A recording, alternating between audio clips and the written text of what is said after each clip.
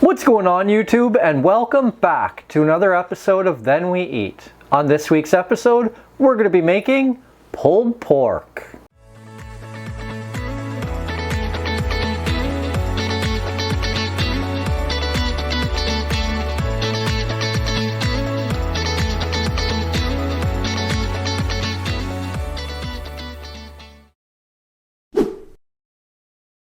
The first thing we need to do here today is prep this meat for a rub. I've gone ahead, taken it out of the plastic, and I've already washed it down as well, just to rinse some of that blood off. Now we're going to go ahead, we're just going to pat it dry with a paper towel, just to get it ready for rubbing.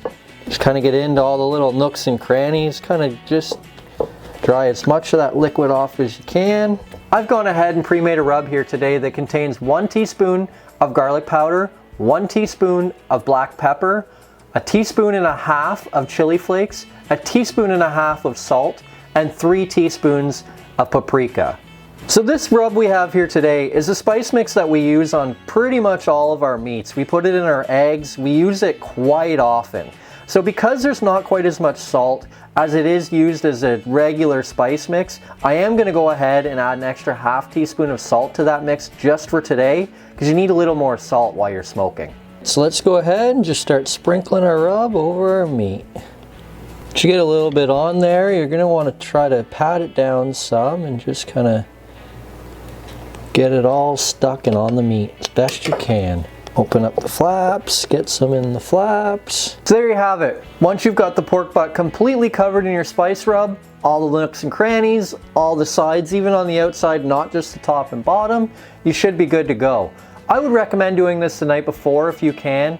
I didn't do that in this case, so I'm just going to leave it while I heat the barbecue up. Just let that spice mix kind of sink into the meat just a little bit more.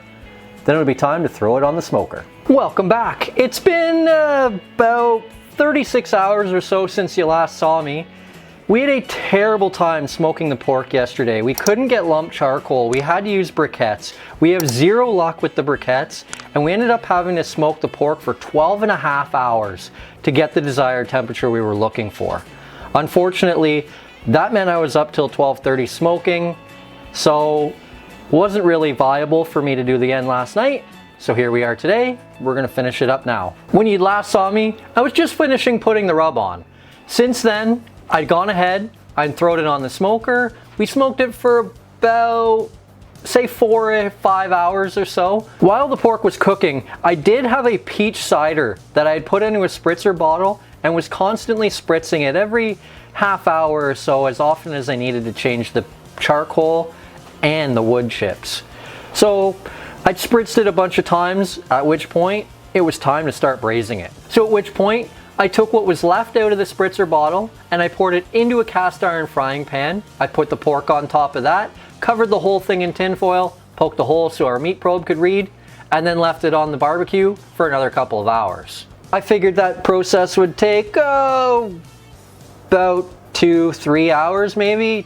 Took probably about 6, so it ended up being a very long night. But when I was done, we had this nice pork. As you can see, there's a big set of bark all the way around it, but as we cut into it, you can see it's nice and juicy inside, and it does tear a little bit.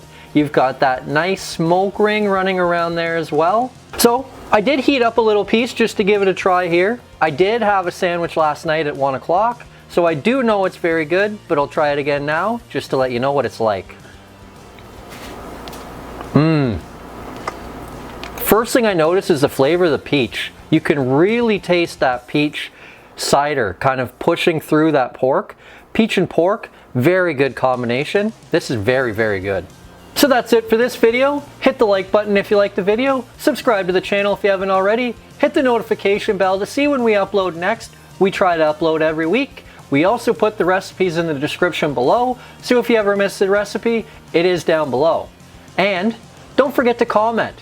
What would you put on your pork? Or better yet, what do you want to see us smoke next?